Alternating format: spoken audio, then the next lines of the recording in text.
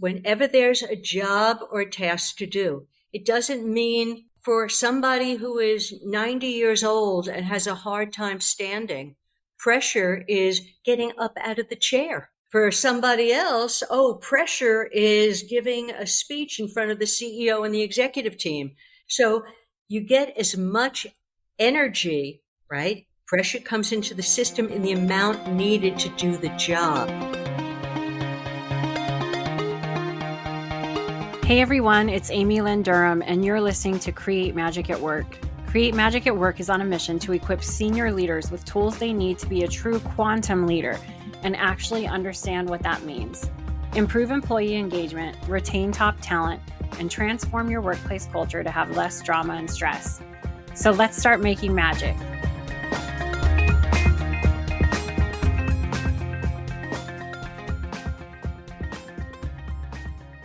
Hey everyone, welcome to another episode of Create Magic at Work.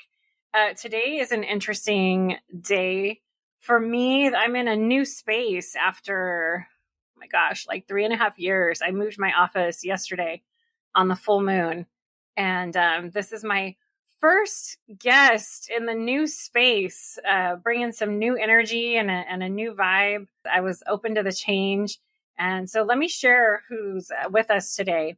Aimee Bernstein, president of Open Minded Ventures, is a professional and personal coach, organizational consultant, psychotherapist, and mindfulness and action trainer. Her work liberates individuals and teams from limited mindsets, behaviors, and energy habits, enabling them to unleash their potential and successfully navigate disruptive times. Aimee's clients have included senior and emerging leaders from such companies as Chanel, Microsoft, and the Ritz-Carlton, as well as artists, coaches, nonprofit leaders, and entrepreneurs. During the pandemic, Aimee founded The Roar of the More. We're going to talk about that today, a virtual interactive mind-body energy coaching and training series. The program not only helps you clarify who you are becoming and what is holding you back, it guides you in embodying an upgraded, more conscious version of who you are. The series is based on the energy principles and practices of Aikido, psychology, and meditative arts. Aimee is a thought leader and a keynote speaker in stress reduction. Her book, Stress Less, Achieve More: Simple Ways to Turn Pressure into a Positive Force in Your Life, was voted one of 17 inspiring books to read by Thrive Global in 2017. And it's available in English, Mandarin, and Arabic. She's also been listed in Who's Who in American Women. I asked Aimee to join us today because I met her through the Edgewalker community, and I'm really interested for all of us in the Create Magic at Work community to hear how we can turn pressure into a positive force in our life. We're going to get into that also. So Aimee, welcome to Create Magic at Work.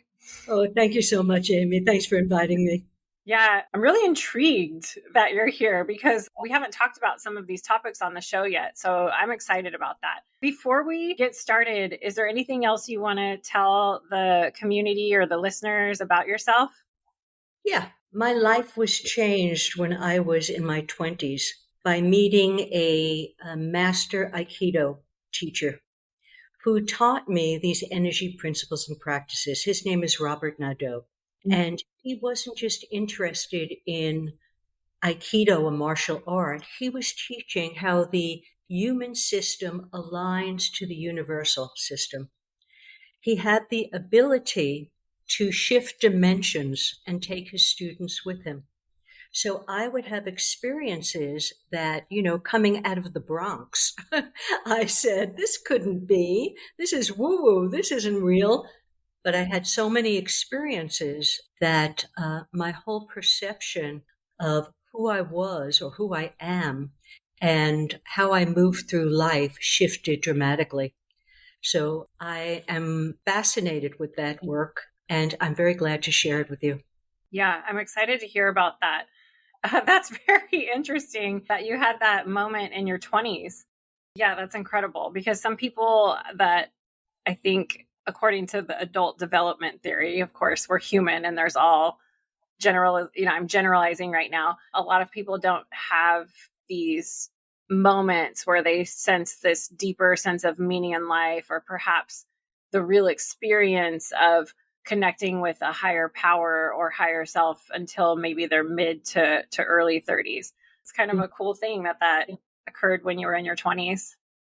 Yeah, I had experiences as a little girl with my guardian Mm-hmm. angel, and I kind of poo-pooed it, saying, "Oh, this is my imagination." And then the next week, I had a similar experience with her. So, or it, I always had a sense that there was something guiding me, something protecting me, taking care of me, because that was her message to me. So, and I have found that to be true in life.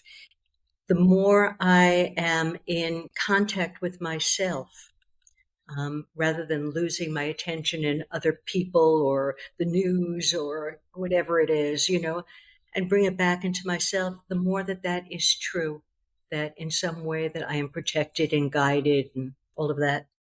And that has been very important to me in terms of my work with major corporations, because it's taught me how to navigate these disruptive times. Yeah, really interesting that you work in the corporate space with this.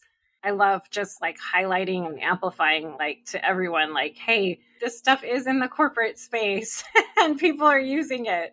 One of the things that you mentioned that you felt really guided by or a connection with, your guardian angel, and you're kind of referencing talking about getting out of your head, as you say, and into your mind body energy field. So for everyone listening, can you describe what does that mean for those of us? I mean, think about it. We're talking to everybody that are leaders in the workplace, right? Big part of the Create Magic at Work community. I mean, I feel like we're in our head a lot of times in the day. We're trying to make sales, or we're trying to hit numbers, or we're working in HR, we're going to work, we're coming home, we're, trying to pay the bills and get everything done. So for somebody that's like, hey, Aimee, I'm just trying to make it through the day, Yeah. how can you frame that? Yeah, to be human, to be in your head. Most of us are in our heads, and even the great teachers, they're in their heads sometimes. It's a practice of going from the head into the mind body. So think of it this way. Here's a metaphor. Mind, imagine we're like an apartment building. The mind is like the penthouse. You have great vision, you can see things, you might have wonderful thoughts, all that. Great. You see a woman walking down the street. You see her clothes, blue outfit she's wearing. You see her pass by a guy. But what you don't see is that little click that happens when that flirtation thing happens between two people. You don't see it. You don't sense it. See, as long as you're in your head, you've cut yourself off from your other perceptions, from your emotions, your feelings, your sensations, and your intuition. So what you need to do is you need to take the elevator down from the penthouse, down through the body, down into your feet, into the ground. And it's when you go into the ground, it's like a tree. In the hurricane force winds, the tree with the biggest root system is the one that's going to survive, right? Now, Mm-hmm. most meditation people say to you, take a breath, relax. That drives me crazy. Because for people who are in their head, that has no meaning. They mean well, the meditation teachers, but so what we need to do is we need to find ways to move from the head into the mind body. Until you practice it, you can't just shift, boom. So, what I do is I give people dumb little practices. You're in your head. Okay. First, you have to know where you are. You have to recognize that you're in your head. Okay. No shame, no blame, no stories. I'm in my head. Okay. Now, shift down into your chin. Sense, feel your chin. Open your mouth a little bit. Sense, feel into your chin. Oh, like you have a heavy beard. You don't have to open it big. Just like a heavy beard. And as you sense, feel it, you'll start noticing that your attention's now in your chin. You've now moved from your head into your chin. Now, take a breath. But as we take a breath, your inhale goes up the spine, and then let it out your mouth. And as it goes down, keep tracking that breath.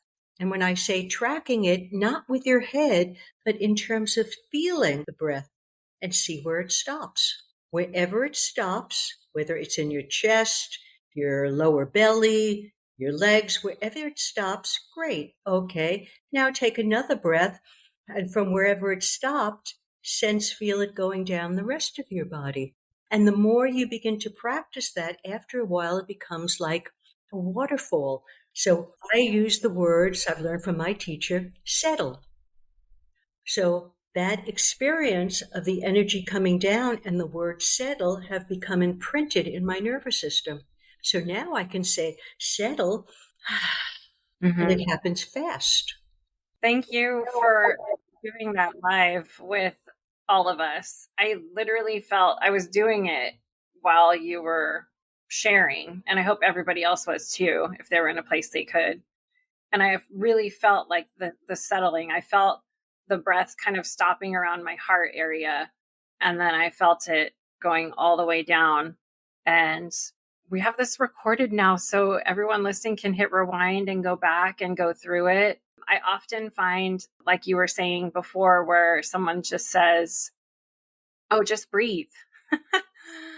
It's like, I don't have time to breathe. I'm so like, what? Like, I can't stop and breathe. And often, personally, if I have someone helping me facilitate the breathing, that's when it's very helpful for me. And so, anyone listening that just needs to feel a little calmer or feel the water settle, hit rewind here and re-listen to that, because now Aimee just did it live for you to walk with you through that.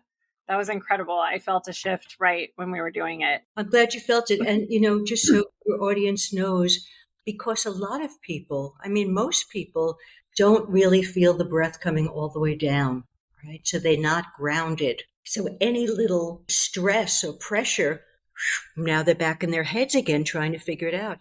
I'm curious for you to share how this translates into the corporate world. You mentioned that you've worked with Chanel, Microsoft, Ritz-Carlton. What are some of the, for maybe those listening that's like, oh, this isn't for my company. Maybe for somebody listening that's like, oh, I work in such a toxic workplace. I really wish my boss could hear this episode. What are some ways that companies and organizations are incorporating this into their teams? Yeah. First, I want to say that no matter how smart, how skilled, or how experienced you are, it's not enough to skillfully navigate these disruptive times. The U.S. Army calls this volatile, uncertain, VUCA, right? Volatile, uncertain, complex, and ambiguous. Those are the times that we're in. So a lot of the leaders, who have had experience, they want to take their old remedies and stick it on the new situations. It doesn't work. So what I did, I was very fortunate to have met a senior vice president at Chanel, who was initially was not open to this stuff, but went home. I did a little energy experience with him. He went home and he said, she knows something I don't. Okay, I'm going to go with her. you know? And over the course of 6 years, we worked together. He was a very special man. And so what I did, some of the things that we did in the team was, they would run from meeting to meeting, the senior team. So I gave them a little practice. Yeah. And it's good to hear what companies are doing and that they are doing these things. This is truly what leadership presence is. So there's a lot of misconceptions at times in the workplace as to what leadership presence is. Is it, the old stereotype of the sharp dressed man, right? The person that looks really good, that we can often misconstrue confidence with competence, or, somebody that looks really polished. We can misconstrue that with competence. And truly, leadership presence at the highest level is someone that is expanding, getting out of themselves, their ego, if you will, right? and tapping into their higher self to expand that higher self energy out to the room and help everybody feel like they're included and a part of something bigger than themselves. So this is like a live exercise that you can do to tap into leadership presence at a high level. That's just my framing of it. I want to get into one thing that you mentioned earlier, and I want to talk about this. I was excited to ask you about this all week or till we record. We had a conversation about pressure. I've seen pressure a lot in the corporate space. In my old corporate executive job, I was in sales quotas, every month. What are you going to, it was very high pressure situation. And in those situations, pressure was supported as a good thing. Let's put pressure, make this happen, hit your goals. We've also heard how, I'm going to botch this saying, but the saying that, pressure produces diamonds, right? Turns a lump of coal into a diamond. I've also seen the pendulum swing in other leadership rooms completely to the opposite side, where they're trying to course correct for this overwhelming pressure situations where it's like, we're not going to have any pressure in organization. We're going to let everything flow. And trying, and I think that's like a overly course correction. I'm saying the really wrong grammar today, but everybody knows what I'm talking about. So based off that, me talking about how I think the pendulum has swung crazily a little bit too much, to where some spaces are like, no pressure, like let everything flow, like things will just come, because they're course correcting for these spaces that like really were toxic, right? That really crushed the soul. I started having this conversation with you about pressure, and you were like, oh, you can turn pressure into amazing things. Like you can take that pressure and you can have amazing things happen. And I was like, I leaned forward. I was like, wait, what? I need to hear more about this. So for everybody listening, because I don't think we can eradicate feeling pressure in the workplace. Like I feel pressure every day in some way, shape, or form with my business. What do you say to us, and how do we take that pressure and make magic from it? Yeah. The first thing I want to do is define pressure, right? Pressure is not Mhm. stress. Pressure is the Ooh, I love energy of change. Pressure is the energy of change coming into your system to help you do the job it. or task. So there's a universal law that says it comes in when there's a job or task to do, energy comes into your system in the amount needed to do the job or task, right? If you close down, Wait. Sorry, Aimee, say that again. I want to hear that one more yeah, time. Like that was so powerful. Pressure yeah. comes into your system. Yes, whenever there's a job or a task to do, it doesn't mean for somebody who is 90 years old and has a hard time standing, pressure is getting up out of the chair. For somebody else, pressure is giving a speech in front of the CEO and the executive team.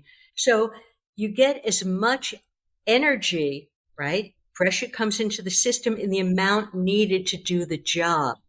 Now, if you close down to it and you resist it, you push with your will, you're going to make it happen. You may get the results, but you're going to burn yourself out, right? And your performance isn't going to be as great. If you collapse under it, oh, it always happens to me. Why is this always happening? And you become the victim of it. You're closing to it. You're not using its gift. If you go into your head and start to think about it, abstract thinking, oh, I'll figure it out. If you make believe that it's not there, you're going to end up with a lot of stress in your body and get disease. So what you want to do is you want to welcome it. You want to open and align to it.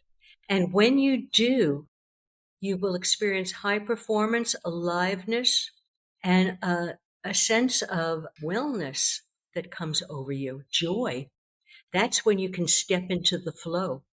So what you were saying before about companies that saying, "Oh, no pressure," oh man, if you don't have any pressure, your performance is going to be lousy. You need pressure in your tire. You just don't want it stressed. So if I'm feeling pressure, the key is to welcome it and sit with it and then see where it takes me. Yeah, what you want to do. See, here is the thing. Mm-hmm. Perception you want to use is your sensing, not your head, not your feelings, your emotions. Oh, it makes me sad. It makes me angry. Why is it? None of that. You want to sense it. See, here's this energy. You want to welcome it. It's part of the universal life force. It's coming into your system. At first, it feels like pressure. I'm making Okay. this up. I'm making this up. You're a Yeah. 20, you're a 20-volt person, whatever that means. You're a 20-volt person. You could handle 20 volts in your day to day. You do a great job. Oh, you're a great saleswoman. 20 volts. Okay. Now, here comes a job that requires 50 volts. All of a sudden, there's 50 volts knocking on your door. You're going to feel really pressured. Okay. What I want you to do is to sense that, breathe into it.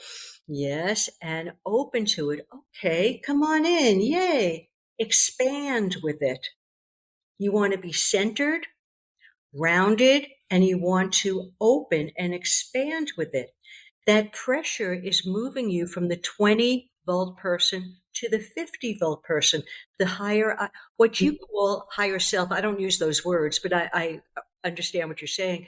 It's a Mm-hmm. finer version of yourself, which does have Mm-hmm. more of your soul energy in it.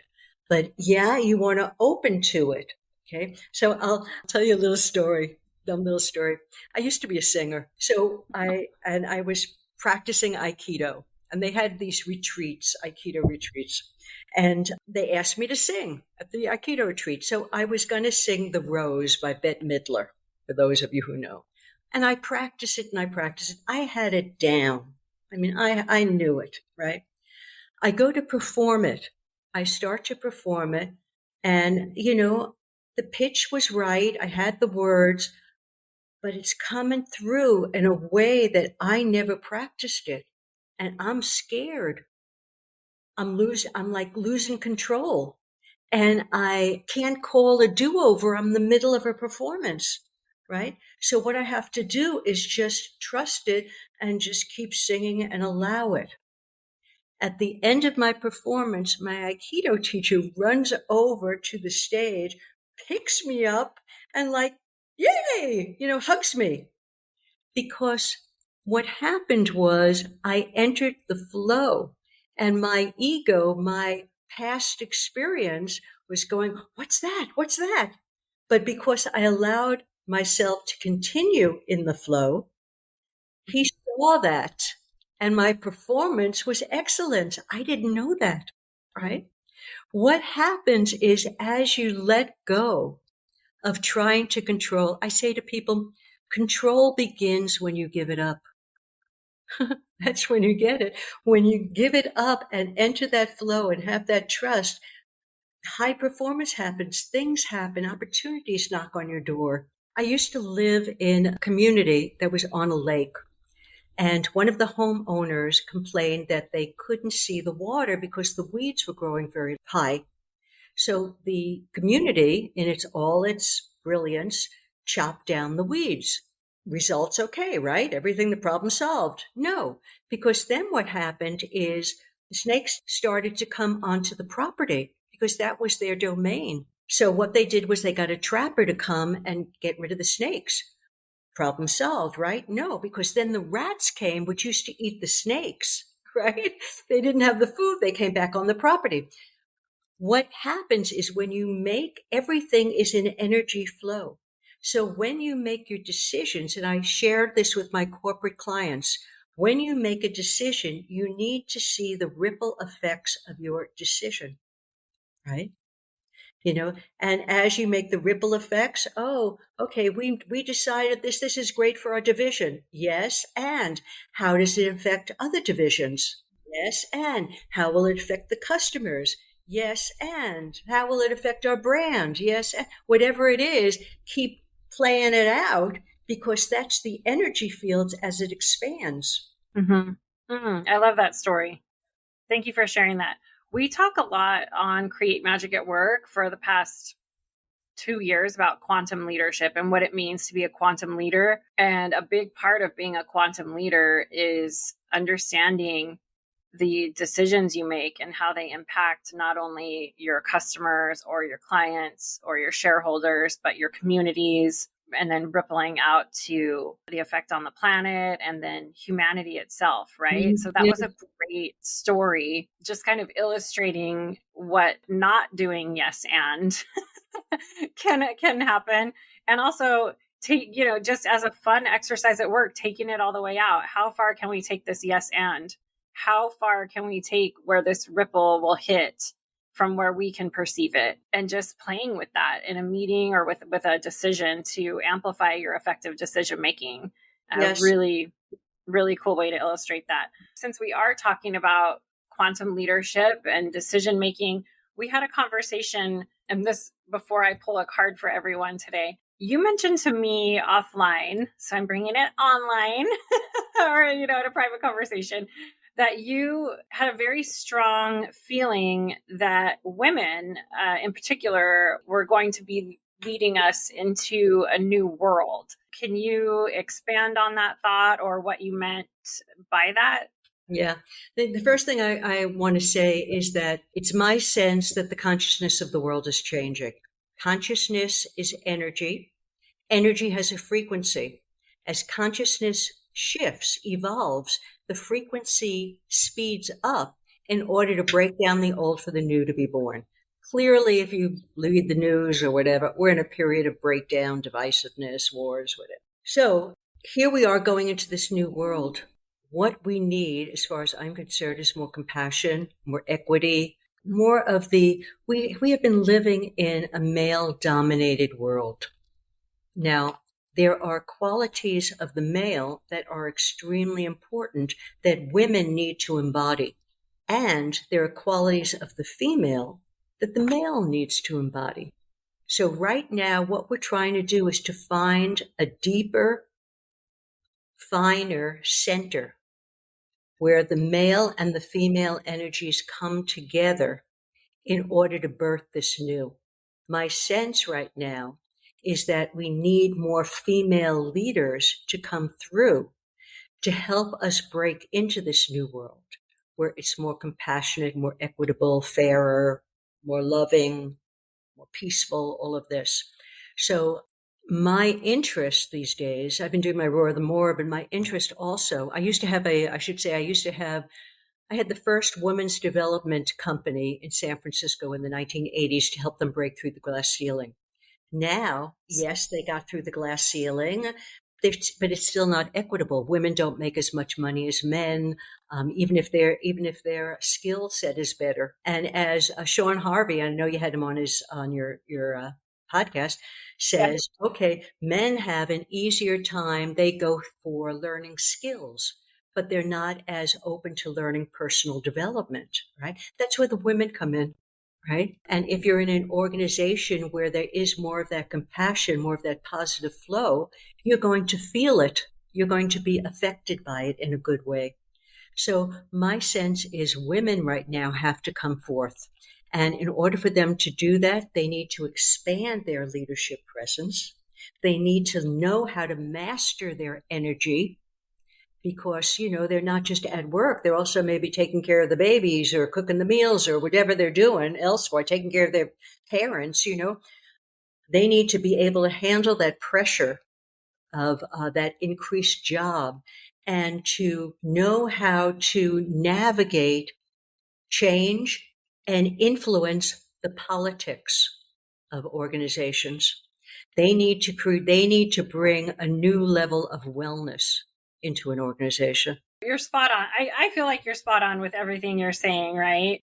There's some posts. I play around on Instagram a lot. And there's some posts that I saw from somebody that showed, I think it was Boeing and all the trouble they've been going through in the media right now, unfortunately. But then they put a woman CEO in place to help, Mm-hmm. fix the issues.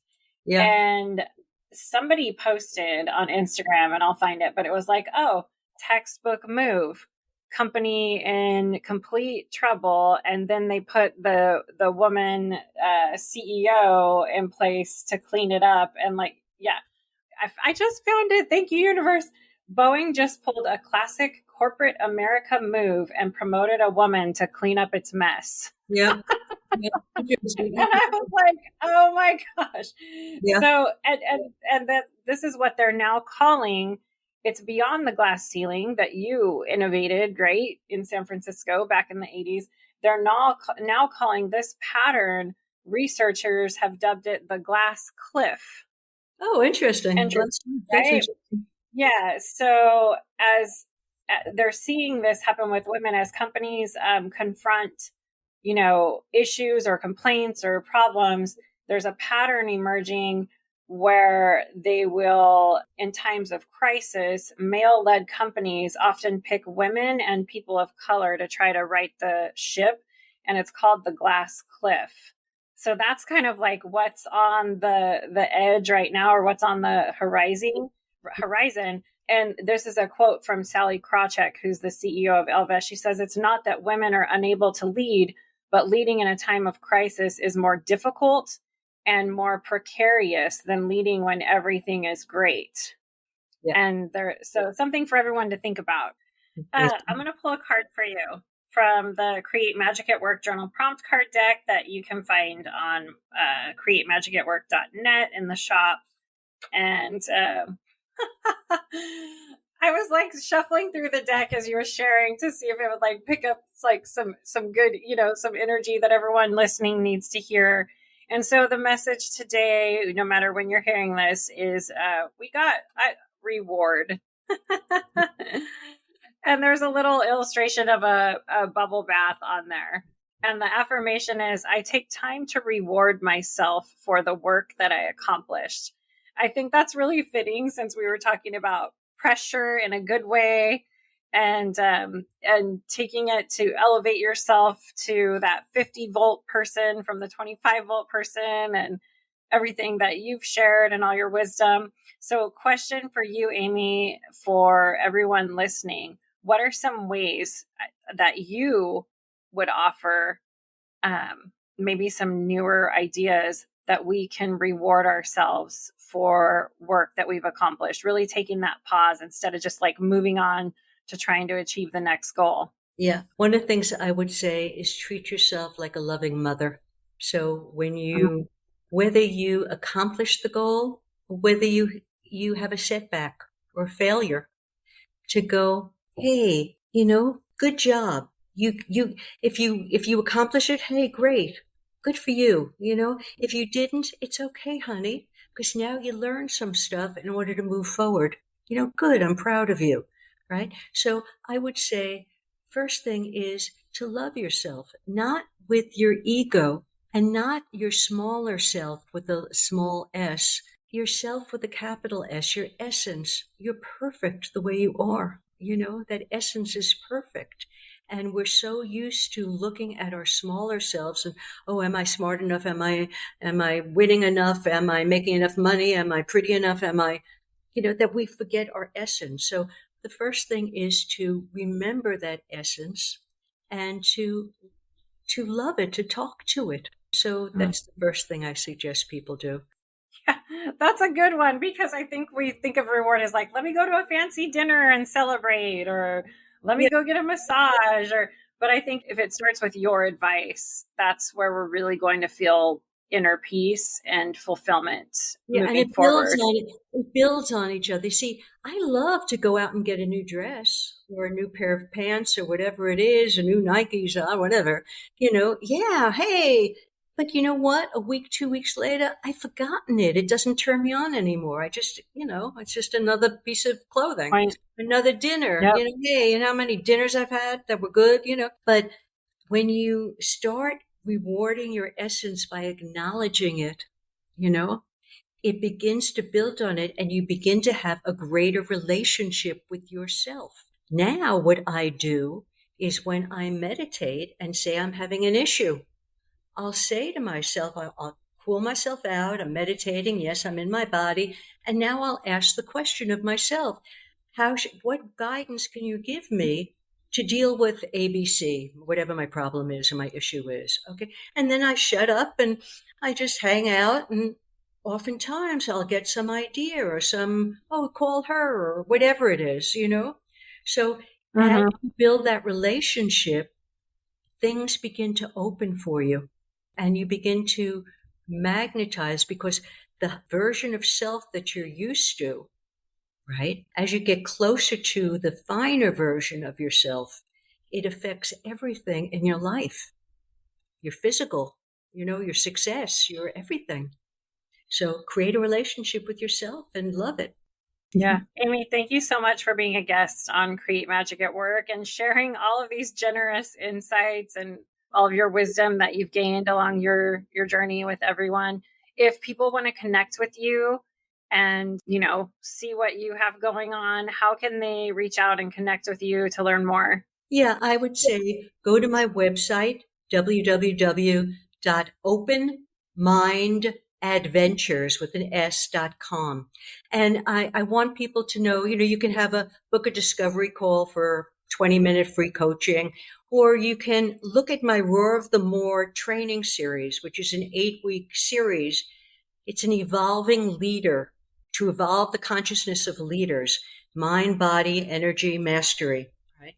And we do things like enhanced self-awareness with Enneagram and NLP and, transitions. Awesome. And then we bring them into the energy thing to have experience of how do you return to center? How do you ground yourself? How do you open and become spacious? And then finally, at the end, I teach you how to shift into that finer version of yourself in minutes. Minutes.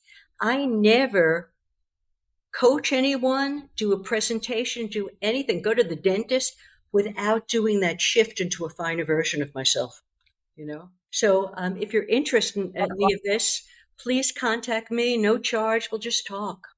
Love it. Yeah, we'll put all that in the show notes. So thank you so much again for being a guest, and thank you for sending some magic to everyone today.